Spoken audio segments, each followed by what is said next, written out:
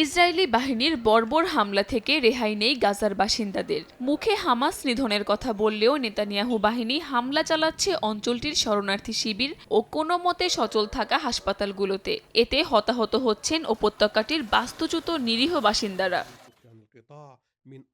শুক্রবার গাজার মাঘাজি শরণার্থী শিবির ও জাওয়াইদা সহ অন্যান্য অঞ্চলে ব্যাপক হামলা চালায় ইসরায়েলি বাহিনী। এতে হতাহত হন অর্ধশতাধিক ফিলিস্তিনি। ব্যাপক অবকাঠামোগত ক্ষয়ক্ষতিরও খবর পাওয়া গেছে। ইসরায়েলি বাহিনীর দাবি, হামাসের 40টি অবস্থানকে লক্ষ্য করে তারা এসব হামলা চালিয়েছে। বাসিন্দাদের ক্ষতি কমাতে চেষ্টা করা হয়েছে বলেও দাবি তাদের, যদিও এমন কথা অস্বীকার করেছে হামাস। এদিকে শুক্রবার ইয়েমেনের রাজধানী সানায় গাজার বাসিন্দাদের সমর্থনে র্যালি করেছেন হাজারো মানুষ। র্যালি চলাকালীন সবার উদ্দেশ্যে বক্তব্য দেন দেশটির সশস্ত্র বিদ্রোহী গোষ্ঠী হাউতির মুখপাত্র ইয়াহিয়া সারিয়া। তিনি জানান, ইসরায়েলে 2টি অভিযান চালিয়েছে হাউতিরা। এ সময় আন্দোলনকারীরা ফিলিস্তিনের পক্ষে স্লোগান দেন। পোড়ানো হয় যুক্তরাষ্ট্র ও ইসরায়েলের পতাকাও।